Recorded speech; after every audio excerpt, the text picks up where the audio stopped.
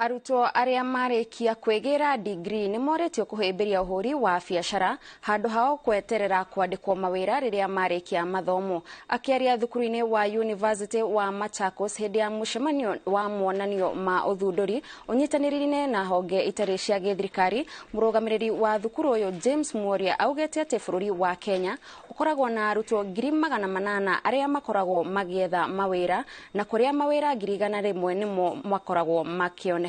Oho Mworia nĩ augĩte thukuru wa University wa Machakos nĩ ũrugũrĩtie mũbango wa gũbundithia ayuthi njĩra cia kũhũra biacara, ũndũ ũrĩa ũgũteithĩrĩria ayuthi kũgĩa na mĩeke ya mawĩra. What we are doing is to look for ways and means to unlock potential. And since the white collar jobs are few, as we speak here in the university, we have an innovation center right in the university, and we would like it to be made use of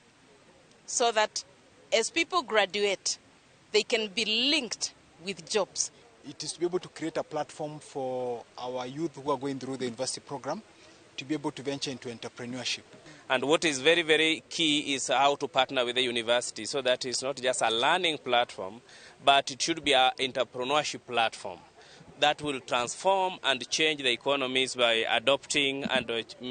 changing the mindsets of our youth so that they, after graduation, they need to be